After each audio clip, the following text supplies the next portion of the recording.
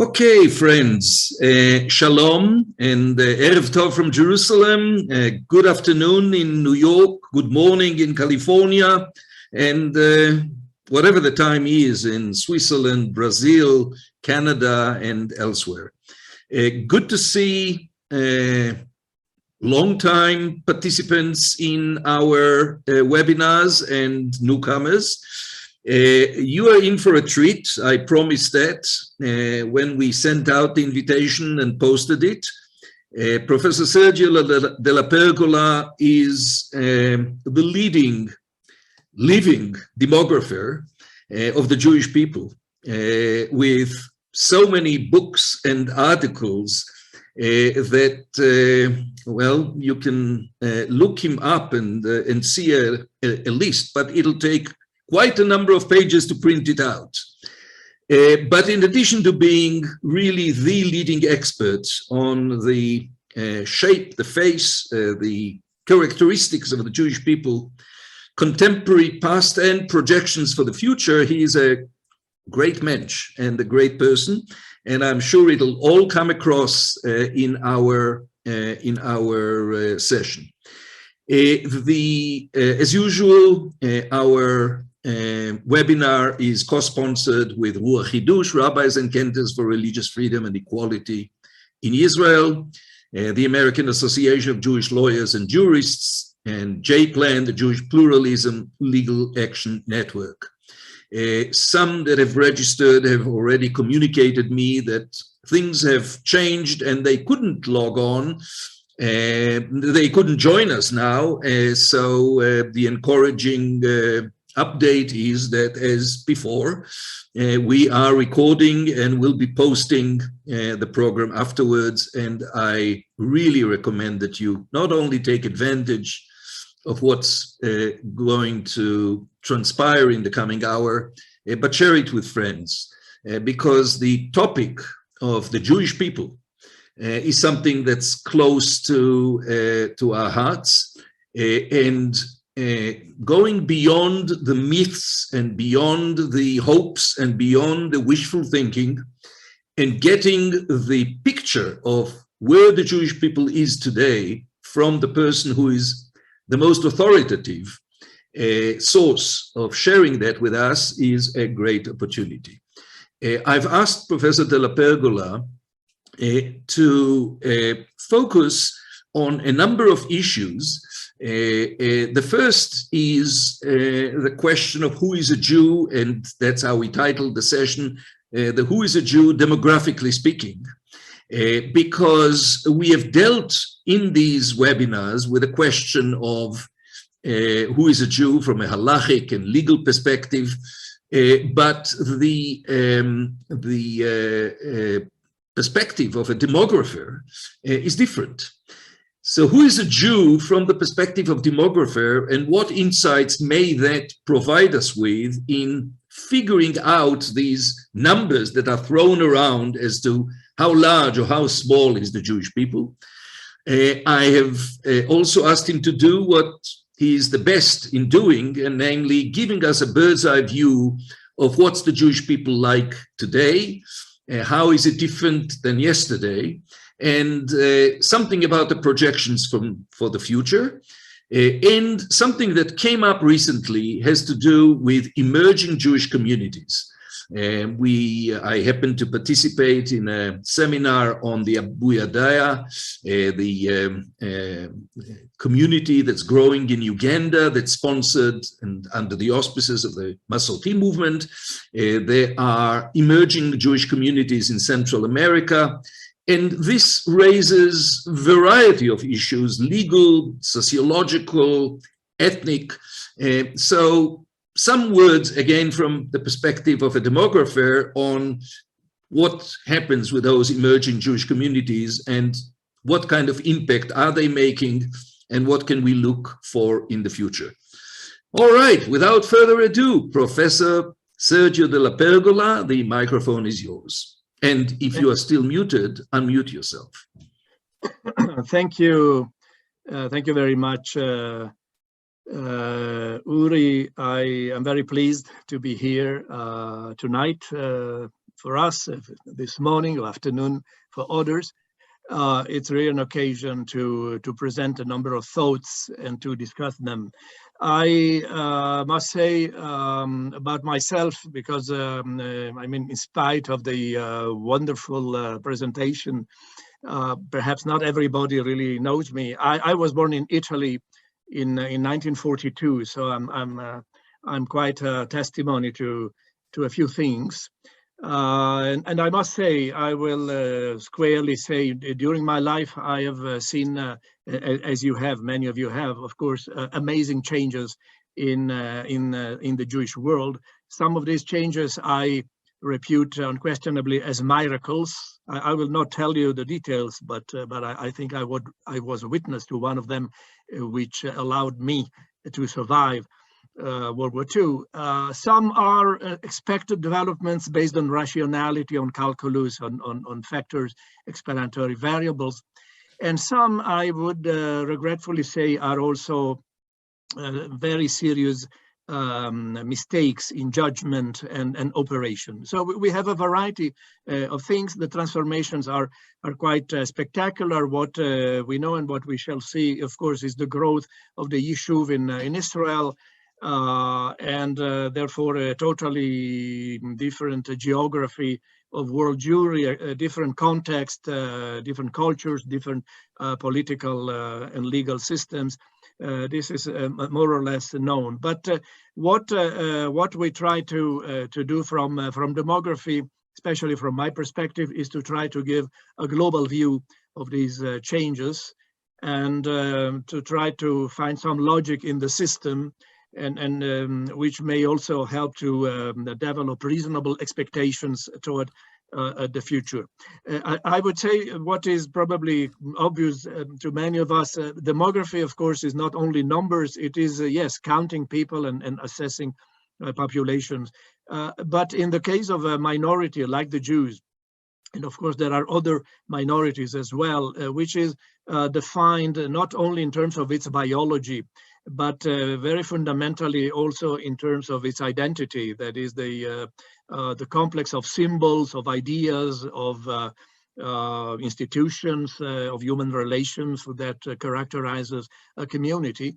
The processes are much more fluid. That is, typically a population changes as a consequence of two factors. One is the natural balance of those who are born and those who die. And the other, at least geographically, is the balance between those who come in and go out, that is a migration. But we have a third balance, and that's the identificational balance. That is, those who wish to join and those who wish to cess, to abandon and to drift out. And so we have to be aware that it is quite fluid. And by the way, the situation is changing by the day, by the moment, and something which was true last Monday is no more true today. However, we can also find certain basic trends that we can describe and quantify, and this is what I'm going to say. I just want to add another point. In general, unfortunately, both in popular and publicistic discourse, but also often in scholarly discourse, Jewish identity is described as a sort of linear development from very weak to very strong, or vice versa. And the truth is that this doesn't make justice. We also think that there was an ideal past, there is a problematic present, and there is an uncertain future. I mean, this linearity is not acceptable. The situation is much more complex and, in fact, much more interesting. And what I will describe is, in fact, the multiple layers of identity that appear. Sometimes they conform, sometimes they also contradict each other. Now, I will, with your permission, move to my PowerPoint. I will now put the full screen, and I hope you can see it clearly. And so we, speaking of demographically speaking, who is a Jew and what does the future hold? As Uri has explained, there are different components to this. Let me start with this qualification of it is the end of a binary world. I mean, there are certain things that we can say it is or it isn't, it isn't or it ain't. But as we shall see, there are multiple solutions sometimes to the question. And so, first of all, let's give a broad look at how Jewish demography has developed over the last over 75 years. That is since the end of World War II. There are a number of trends that in part I deem known, but which is important to clarify. The upper line is the total number of Jews. I will explain in a moment who is a Jew, but at the moment, let's take a sort of intuitive concept, which I call the core Jewish population. And it is those fundamentally who accept to be called Jewish, even if after further thoughts, and this is very important, are mutually exclusive vis-a-vis another identity. That is, people with multiple religions, one of which may be Jewish, are not included here, as well as people who absolutely deny their Jewishness, although they might be Jews by this or that halakha, and they might turn to be Jewish if we do specific legal or rabbinical investigation of their genealogy. So since we are dealing with the social sciences, I'm not a rabbi, I'm not a jurist. So we work fundamentally on the basis of surveys, censuses, and other reports. And so what counts fundamentally is the willingness of people to reveal themselves. And so those who totally conceal their Jewishness disappear. On the other hand, people who say I'm Jewish, but by a different criterion, they will be included. So there is no pretension of giving something which is normatively accurate, but this is operationally or empirically true, at least at the moment of the given observation. So based on these limits, we have the upper line, which gives the total number of Jews estimated as the sum of Jews in different countries. And we see how after the Shoah, about 11 million Jews were left. By the way, we had recently another polemics, were there 6 million victims or not? I definitely took the stance that yes, the number of victims, which we don't know for sure exactly, but certainly was very, very close to 6 million. And now we have more than 15 millions and 200,000. So it is an increase of about 4.5 millions since World War II, which is respectable. As you see, not linear. There was a period of rapid, then of slow, and then of more rapid population increase. And this is the upper line.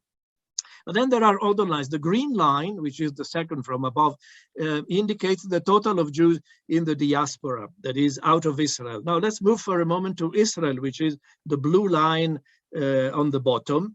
Israel, as you know, had about 500,000 Jews in 1945, and now it is approaching 7 million Jews. So it is really a very spectacular growth, partly due to the natural increase in the beginning, and then due to, initially due to international migration, and then more often due to the difference between births and deaths. And the rhythm has been nearly constant to this very date, and it is continuing. The situation in the diaspora is quite different. The green line, which has a stable trend until the 1970s, then declines somewhat and significantly with the widespread emigration of Jews from the Soviet Union, many of whom arrived to Israel. And then again, it's pretty stable, although if you watch carefully, it is slowly declining. The most important part of what I call the diaspora, by the way, I'm aware that not everybody will agree on the term, but this is done again just to be short and not use world Jewry or the rest of the Jews in the world or Jews in other countries outside Israel.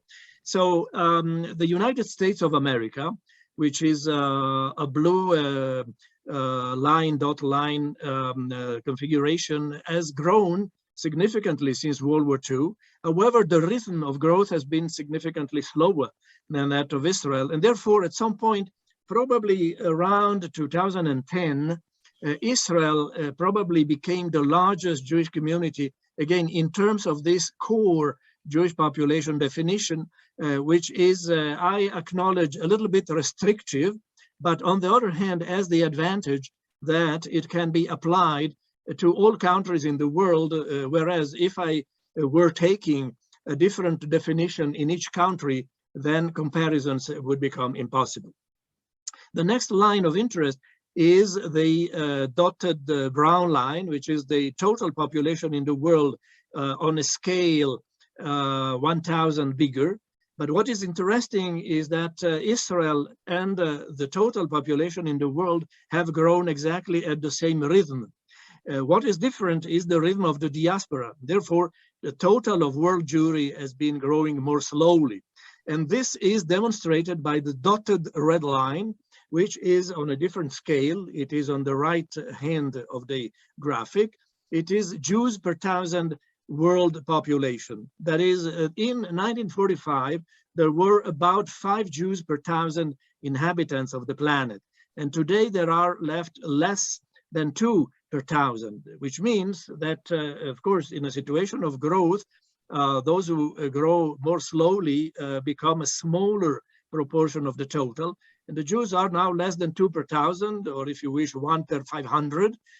Indeed, they are very strongly concentrated in 2 places, the US and Israel. But yet it's a very minuscule entity, which has perforce strategic implications. By the way, I'm not saying that numbers are everything, but I say that often numbers are important. Also, if you consider what happens on the local scale, and you have to organize specific services, and in the case of Jewish services, you have religious services, you have educational services, and you have recreational facilities, and all of these can function if they have a minimum threshold. Otherwise, Jewish life becomes relatively difficult. But so what you have seen is that the Jewish people has become increasingly more Israeli, and still the majority is in the diaspora. About 55% of the total is still not in Israel, but Israel is growing in a way that at some point might bring us to witness the equality, 50% here in Israel and 50% elsewhere. That would be, of course, a historical moment which some of us have been awaiting for anxiously. And now let's turn to the question of who is a Jew. Not before that, I just add another quick look at the geographical configuration. The 20 largest core Jewish populations in 2021, so this has to be updated now. We have Israel then with about 6.9. We now have about 7 million Jews in Israel. US, I assess at 6 million, and on this we have a big debate. I will be ready, by the way, to address the debate about the Pew survey and the number of Jews they have estimated, which is bigger.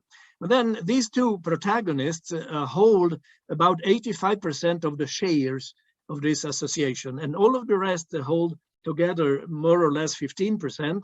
The biggest being in France, Canada. Canada is growing, France is diminishing, the UK, and several other Western countries.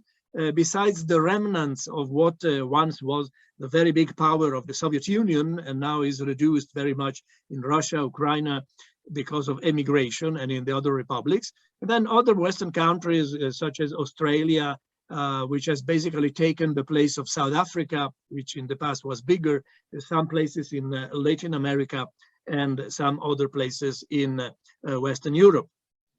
In the end, there are less than 200,000 Jews who live in all of the remaining 80 countries which have at least 100 Jews. So you see how much concentrated is this Jewish people. It is dispersed, but also very much concentrated in the two leading places.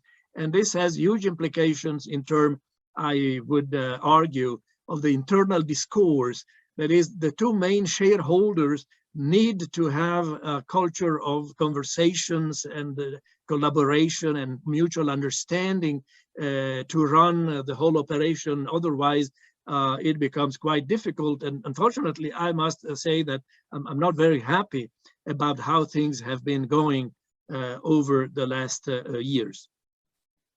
Now, whom are we addressing? And here I think the things may look complicated. They're not so much complicated, but visually we can think of contemporary Jewry as a series of concentric circles. At the center, those who are more strongly motivated in their Jewish identity, and then moving toward the periphery, those whose identity becomes weaker or has totally evaporated, although nominally maybe they can still recognize their Jewish origin. And so what I do fundamentally is to address the two internal circles. Those who say I'm Jewish and not something else, and Judaism is my religion. And I'm not referring here to any type of religion, any type of denomination. In fact, you will excuse me, I'm relatively blind to denominations. I'm more interested at the self-perception. Yes, I'm Jewish or not, really not interested, please leave me alone. So those who say Judaism is my religion, maybe I'm not so observant, but I recognize that as a criterion. They usually are comprise those who are also the more active. And then you have a substantial segment of people in the second circle who say, I'm Jewish, but I have no religion. The religious factor is not interesting to me. And nevertheless, I feel Jewish by a feeling of ethnicity, of nationhood, of culture, and I have nothing else to add. I'm not something else. I'm Jewish only. So these are the conditions to be included in the core Jewish population. To make things clearer, those who say I'm a Jew for Jesus, they are not included in the core. They will be included in the next circle, which I define as the partly Jewish, those who say I am Jewish and something else. And those people may say I have Jewish parents, and people say I maybe do not have Jewish parents, but I was converted to Judaism. And so what counts here is again their own assessment. If, of course, converts, regardless, of course, of the type of conversion, if they say I adhered to Judaism, I was something else in the past, but now I am Jewish, they are a full part of the core Jewish population. Those who say I'm Jewish and something else, they are in the third circle, which pertains to a different criterion. And most of them have Jewish parents. Some of them say, I have Jewish parents, but I'm not Jewish. Nevertheless, I love my parents, and so I cannot ignore. Often I meet them, and sometimes I even meet my Jewish parents on occasions of Jewish significance, but I'm not Jewish. For example, I participate in a Seder because I like the family, but personally, I'm not a Jew. This is a situation that we know, of course. This I have defined the population with Jewish parents. As you see, there are on the right hand 4 arrows, and those 4 arrows give different numbers in relation to 2021. The core Jewish population, from intensely participant to very passive, but yet nothing else but Jewish, as I mentioned, include more than 15 million Jews, Israel plus the rest of the world. If we add people who are not really Jewish or partly Jewish and have a Jewish parent, we can add at least 4 millions more, and we nearly 5 millions, and we reach an estimate approaching 20 million individuals, 19 millions plus. If we then add another type of persons, those who are the non-Jewish household members, those who share daily life, they are the spouses, they are the children sometimes, sometimes other members of the family, they are not Jewish and they do not have any Jewish background, we can locate probably another 3 to 3.5 million people, and we reach the extended Jewish population, so I call it, of 22.5 million. This Jews and non-Jews all together, but they dine around the same table. They have a bank account, they have children, so they live together. This is relevant. And finally, I outline in this graph the low of return population, LRP. The low return, as you probably know, includes Jews, children of Jews, grandchildren of Jews, and also their spouses, whether Jewish or not. So we have the state of Israel that has recognized as a criterion for granting immigration rights and also citizenship, a criterion which is much broader and brings us to some 25 million people overall.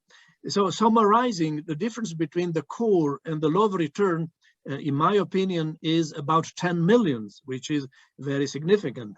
And it is also significantly different when you look at the distribution of the implications of these different definitions in different parts of the world. Here, I show the world divided into three parts: Israel, the US, and any other country.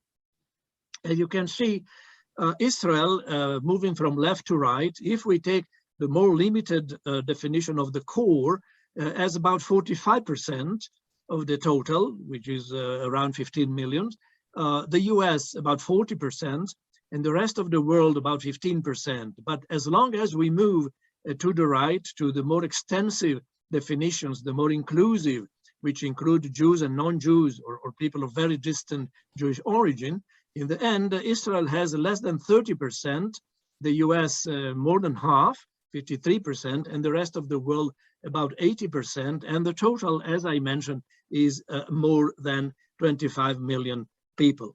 Now, let it be understood, I'm not in any way saying that the CJP are better people than the EJP or the PJP are better than the LRP. There is not a hierarchy of values in this judgment. This is a technique to try to create comparable numbers.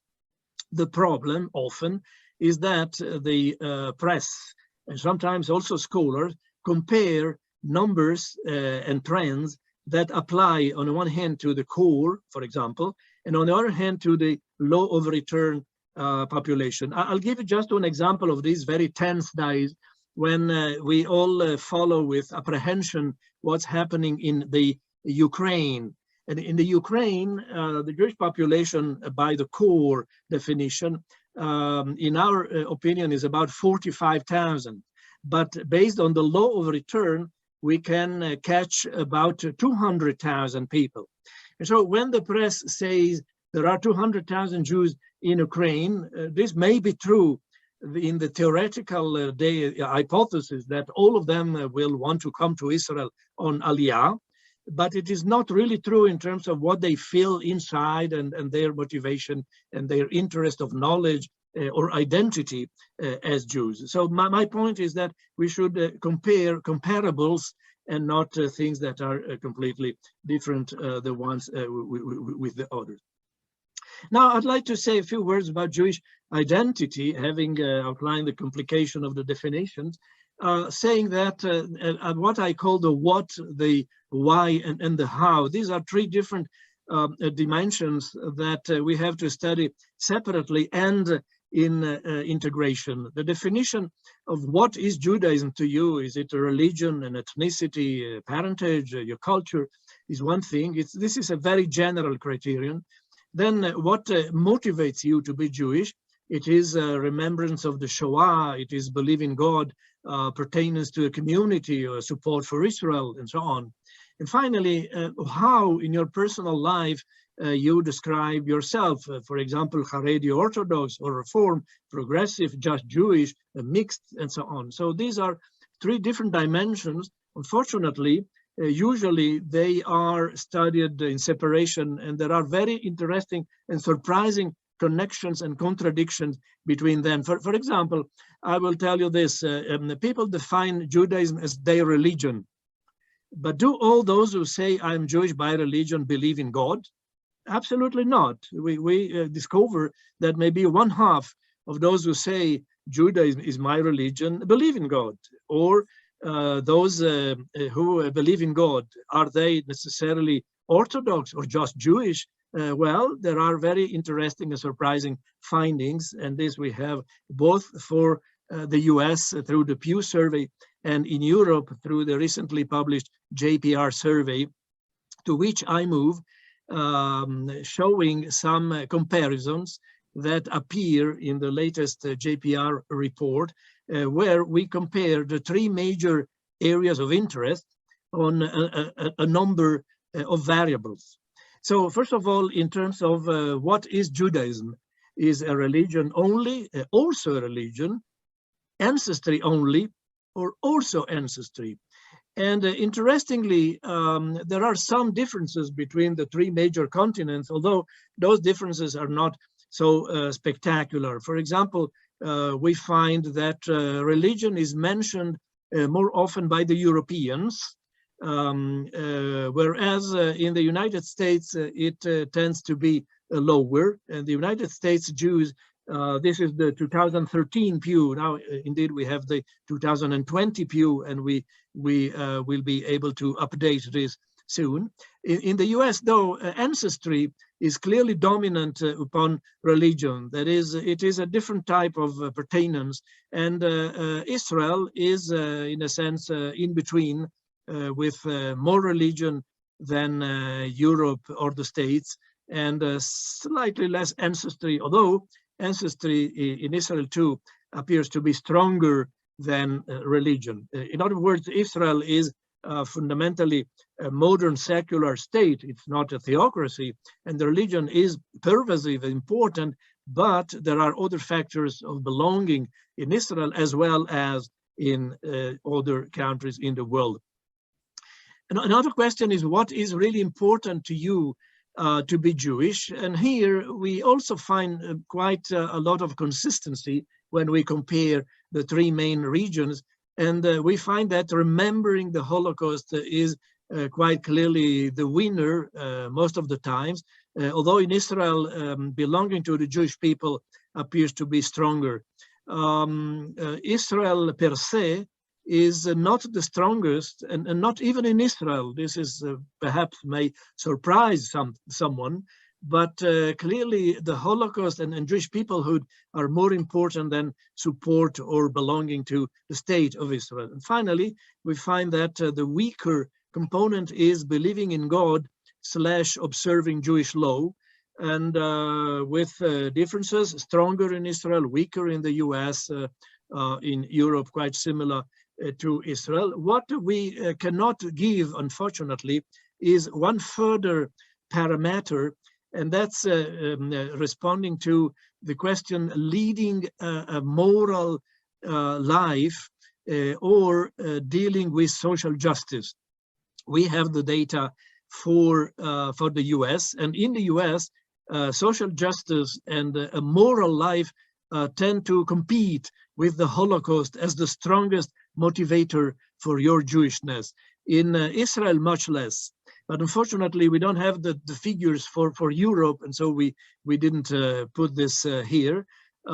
This is, though, when we compare Israel and the US, perhaps the most intriguing point, where in the US, the more universalist Jewish approach to justice and to society is dominant, whereas in Israel, probably, and especially among the younger, there is a greater emphasis on religion and also on nationhood, if not on nationalism. And then the point of the internal divisions and denominations. It is not very easy to apply the same framework to the different countries in the world, because each country reflects very specific organizational constraints and traditions. But we have made an attempt to compare the 3 areas. And what we learn is, of course, that in the US, the dominant stream is the Reform Progressive Avenue, with the traditional, in this case, conservative in second place, and the Haredi Orthodox, which are really two different things, but they are collapsed here, representing the third of the three, but a very significant chunk of those who say, I'm just Jewish, non-denominational, I'm Jewish and nothing else, but non-interested in denominations. When we try to apply the same framework to Europe, we find that the proportion of those who are Orthodox, but especially those who say I'm traditional, and not necessarily a member of a conservative synagogue, but following an approach which is traditionalist, is significantly stronger than in the US. On the other hand, the approach of those who say I'm a reform progressive is weaker, but I would also say that it is probably stronger than many would have predicted looking at European Jewish community. And finally, we have a very substantial proportion of those who say, I'm just secular, just Jewish, not particularly interested in religious denominations. And finally, Israel, that many of you know by experience, have a very dominant secular relative majority, what we call a plurality. The Haredi Orthodox is the strongest of the three. There are many who say I'm traditional. This does not mean being a member of the conservative movement. In Israel, we did something that perhaps not everybody will approve, but we collapsed the conservative movement and the reform movement in the green area, reform progressive. We should add a little star and conservative in the sense of the movement Masorti. And as we know, the proportion is not big, although interest among the public is certainly growing, as we have from the Pew Survey of Israel and other evidence. In other words, the location of a Jewish community is strongly influenced by the atmosphere, the culture of the place, and also the history of the institutions. And therefore, we have different configurations in the different areas. However, there is also some commonality, and we have to be aware that perhaps the distances are less than we might have thought. There is, however, still another mode of observation, and this is the, I would say, the combination of the different variables, and there is only one point that attracts my attention. These are basically the correlations between the different factors of Jewish identity, and as you see, we can call them normative ritual, peoplehood, normative definitional, Israel political, affective network, and so on. There is one point, though, which is in my view very significant, and I call your attention to this. In Israel, we find a variable which is peoplehood, the Jews as a nation, which occupies the center of the configuration. That is, it is a sort of consensus. In the United States, we don't find this. The Jewish nation in the United States somewhat disappears. It becomes part of politics. It becomes part of certainly of a strong identity, but it's not the central element, the cohesive element that can bring all of the others together. And this is something that upon which I would call your attention, because this is probably the major difference between Israel and the US. Israel has still, for the moment, a cohesive center, which the US do not have. Now, a couple of words about population projections.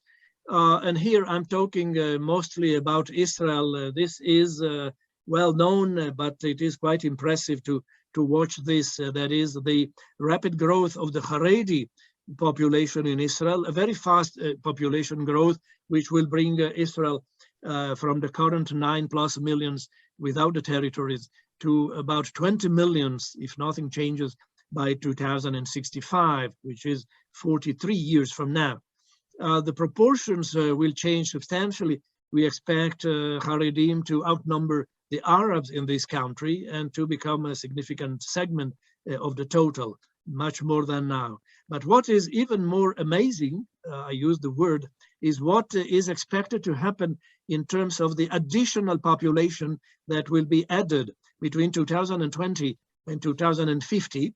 That is, based on the actual number now, we expect a growth, and the growth will be 2 million kids between 0 and 18 of age, and nearly 3 million adults between 20 and 64, that is the working ages on the one hand versus the schooling ages on the other hand. These are big numbers of growth beyond the numbers we have already. But what is quite amazing is the expected distribution of these additional numbers across 3 population groups: Arabs in green, Haredi Jews in red, and non-Haredi and other Jews in blue. What is more spectacular of everything is that the expected increase of 2,000 kids, and therefore the schools and frameworks that have to be created for them in Israel until 2050, if nothing changes, is going to be 64% Haredi, 26% other Jews, and 10% Arabs. This implies a truly revolution in terms of the Israeli educational system, and I'm not sure everybody acknowledges that and understands the implications of this, unless, of course, certain other reforms and other changes occur in Israeli society. And the implications for the labor force are also quite significant.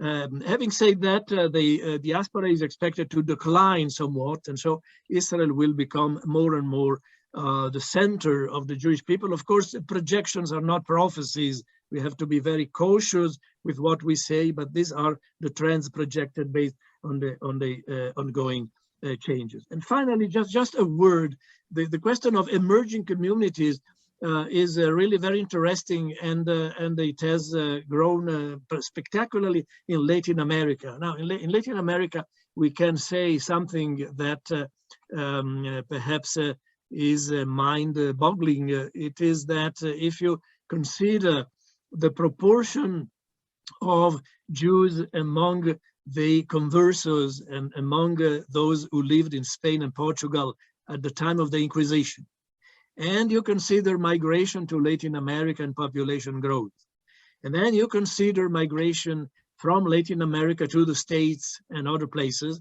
and keeping in mind what the initial proportion of Jews, whether they converted or not, was in Inquisition, Spain and Portugal, we might easily think that there might be 50 to 60 or 70 million descendants of those who left Judaism and then eventually left the Iberian Peninsula. These are incredible numbers. Of course, they have to be taken very cautiously. There is a growing interest in many countries about Judaism, and some people have converted, some people have already organized Jewish communities, active Jewish communities, especially in the Spanish and Portuguese Latin American world.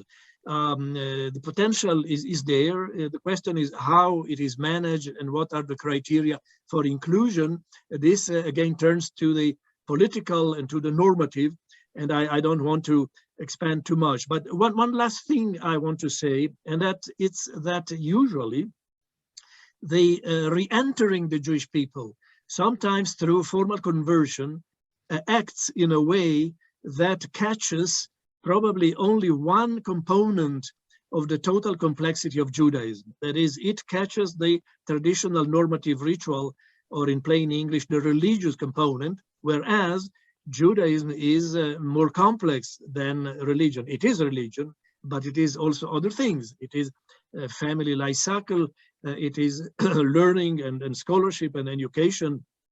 It is, of course, proximity to Israel. It is organizations and voluntarism and philanthropy and communities. And it is also civil society, culture, politics, memory.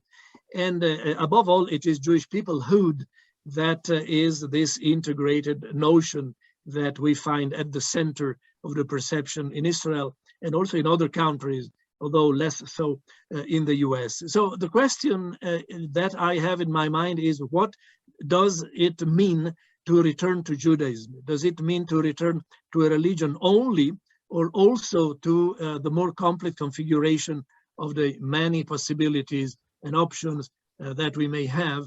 And this is, of course, a question of great interest that I hope will find an answer in our debates for the next many years.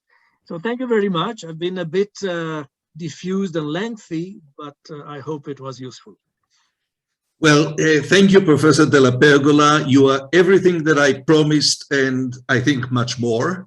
This is clearly a webinar that people will want to return to the recording and review it again, because it's a lot to digest in one sitting. There have been a number of questions that were raised during the time that you spoke. One has to do with why. Why is diaspora in such a decline? There are a number of reasons that one can think, but you probably know the answer. Well, very quickly stated, there is a demographic and there is a motivational identificational factor. The demographics is, very few children, late marriage, non-marriage. This is shared by Jews and non-Jews in Western societies where most of the Jews live. The Jewish population is getting old. It is a super aging population, and unfortunately, the balance of the demographics is negative. And therefore, the numbers are constituting a continuous loss year by year. There are places that lose thousands of Jews simply by the fact that more people die than are born Jewish. And being born Jewish, in fact, means two things. One is being born biologically, and then being born and educated or socialized in some way as a Jew. The problem that we know and we discuss all the time, of course, is the growing incidence of families where only one of the parents is a Jew. And these families, in many cases, do socialize their children in Judaism. However, in the majority of cases, this does not happen. So there is a potentiality of reproduction, if we like to call it that way, of growth, which is not applied because the identity of those people is not pertinent. They are not interested. They simply drift away. And this is the big dilemma that we often call in-reach or outreach. Should we make an effort to keep them inside? Of course, we all know that we would like to keep them inside, but we are competing with a highly competitive external society, which has its beauties and attraction. And in fact, I have not said the word anti-Semitism so far. And of course, we are aware that anti-Semitism is a very negative factor. But overall, historically, there have been moments much worse with much stronger anti-Jewish tensions. And so it is easy. It is easy to pass into the general flow. Although I will conclude this by saying that the negative pressures of prejudice and anti-Judaism, and also sometimes the legitimation of the State of Israel, have brought home quite a few people who were very marginal to the community. They have felt the need of a warm home where they can share with others their feelings. And so, paradoxically, anti-Semitism has also constituted a factor of somewhat strengthening the Jewish community.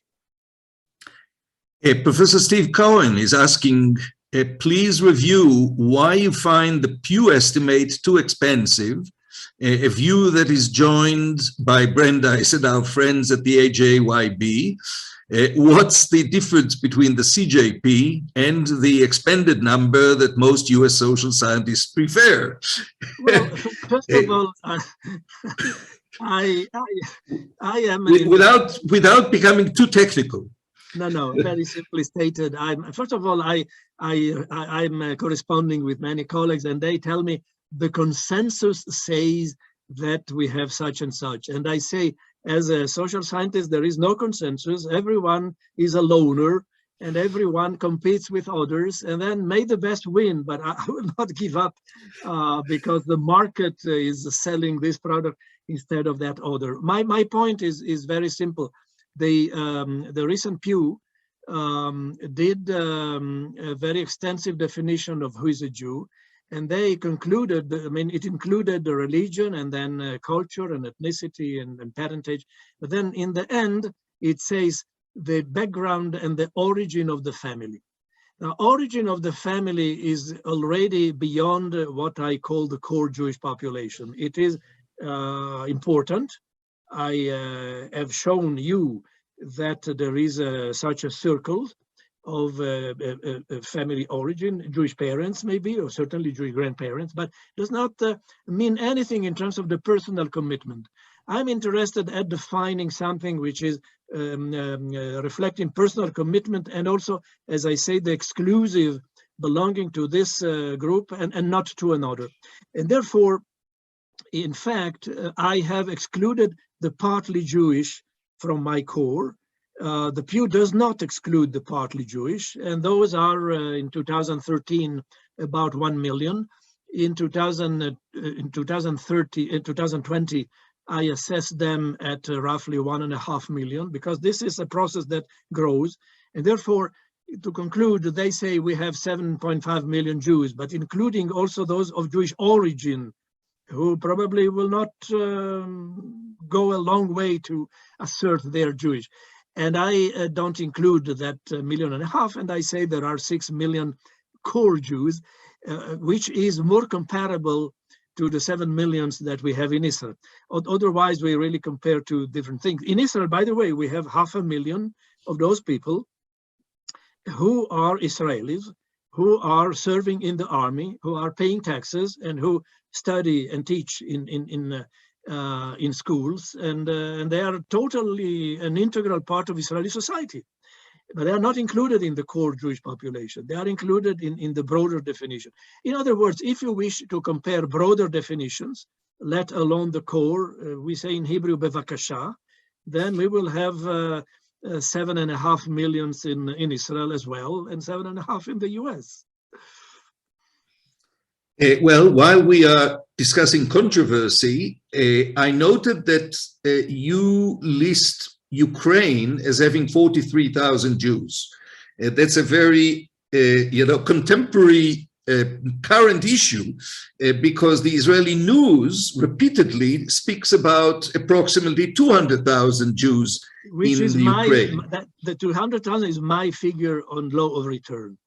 And in fact, in theory, as you realize, if everybody tomorrow morning or tonight leaves Ukraine and comes on Aliyah, then we have, in theory, to prepare housing and tents and hostels for 200,000 people. Problematically, though, I don't think 200,000 people will wish to come. Many will go to somewhere else. Many will not even know they have a Jewish grandparent. And many are so involved in the local society that will prefer definitely to stay, including many of the core, by the way. So, but this is the point of the two numbers. And the two numbers are real, serious, effective, and must be taken seriously. But they are two different concepts. Now, I saw on screen Poland, just kept that notion. Poland had recently a census. We have something on a much smaller scale than the Ukraine. We have a core which I would assess at about 5,000, but the law of return probably goes into the 20,000 or maybe even something more. Let's not forget that Polish Jewry was destroyed, and then hundreds of thousands left after the 50s and the 60s. And so what is left there is really a very tiny residue. Incidentally, it is a residue which is active and is doing many things culturally, is taking care of the tradition of the many cemeteries that had been left and now they are being restored. These are more or less the assessments that we can give. There was an identity question, namely, there was some surprise as to the relatively low reference to the Holocaust as a motivator in Jewish identity in Israel compared to Europe and the US. Can you comment on that? Well, it's true. However, it is still the number one. maybe the Israelis are less outspoken, and so they gave lower answers. What I presented was selective. We had 7 or 8 or 9 different indicators, and Holocaust came first, definitely number 1, together with being a member of the Jewish people. And by the way, in Europe and also in the US, the struggle against anti-Semitism is also very high. It matches more or less Holocaust, remembering the Holocaust. So what, though I mentioned, is much lower in Israel, and this is the real point that might be discussed, is that reference to tikkun olam and to a general sense of Jewish morality as being the main factor motivating your Jewish identity. Here, sometimes the Israelis look a bit distant from a more universalistic Jewish perspective. I stress the word Jewish when we speak of universal values, because those are universal values that come straight forward from Judaism. And so these are the main structural differences in identity, more than the Holocaust. And can we maybe end with a demographic perspective on a political hot issue? A question was raised: if you put into the equation the territories, how would that impact on the larger picture of Jews versus Arabs, and what part of the Jewish community now resides in the territories? How do they factor into your figures? Well, this is, of course, a big issue, and what we have today, I will summarize very roughly, is that if you take the whole territory between the seashore, Tel Aviv, and the Jordan River, you have basically the British Mandate plus the Golan Heights, which was not part of that, although it might have been in case the treaties had been different. But the point is that there are more than 14 million individuals who live over this small area, which is basically like New Jersey or something like that. And of this, about half are Jews, and about half are not Jews. Now, with a qualification, the non-Jews by the Israeli rabbinate include that 500,000 that by the Pew survey might become Jewish. And so it's in reality not really 50-50. It is rather 51% Jewish and 49% Palestinians, Arabs, foreign workers, and others without any Jewish background. Basically, though, it is a sort of tie, and it has, of course, extraordinary political implications, because, of course, the situation as is a political non-entity. And so if you wish to move forward to have a political entity with boundaries and recognition, then you have to think of some internal boundaries. And in that case, I would assume Gaza would not be part of the state of Israel. And the question then becomes what happens with Israel plus the West Bank. And in this case, we have about 60% Jews and about 40% Arabs, including State of Israel plus West Bank.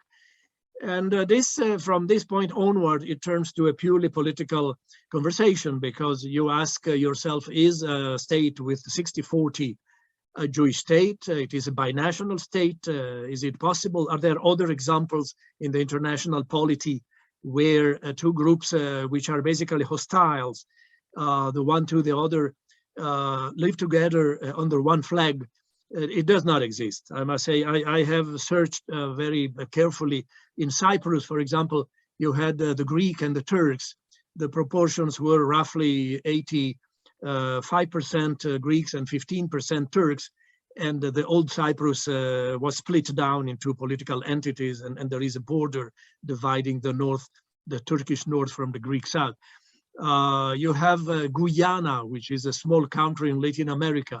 Half of the population are of Indian origin and half are of African origin. And there is a permanent struggle and civil war and violence going on. I mean, these formulas of multi-ethnic and multicultural populations do not work unless there is an agreement, like the historical agreement reached by the Swiss, where the Germans, the French, and the Italians and the Romans did not really like each other, but they reached the conclusion that to live together in a true confederation was the solution. And so you see, this is very far from where we are. We are very remote from Switzerland. And so therefore, it means that demography has a definite impact on politics, and the choices have to be made by those in charge. The demographer puts on the desk the various options. You can have a state with 95% Jews or a state with 50% Jews, and you choose. The political power of taking decisions is not by the demographer, it's by the politicians. I hope in a certain way, I fear a different way, and here we are. Thank you, Professor Della Pergola. You have enriched us. You have put order into a chaotic area where we hear so much in the headlines, we hear so many numbers thrown around, and you have been wonderfully putting them into an orderly manner. I'm sure that many will be reviewing the recording again, and we hope that it's not the last time that we enjoy the benefit of your expertise and vast knowledge. Thank you. Thank you very much. Shalom to all, with one announcement, and that is next month, March 22nd, we'll have an active attorney who practices both in Israel and the US, Ed Friedman, speaking about an extremely important topic, which is sort of going under the radar, and that is Israel's rabbinic court's global claim, namely the Israeli Rabbinic Court claiming jurisdiction over all world Jews. We'll be dealing with that topic, its implications for diaspora Jewry, for especially North American Jewry, from a legal perspective, from a Jewish perspective. So a month from now, notices will go out. Toda again, and להתראות.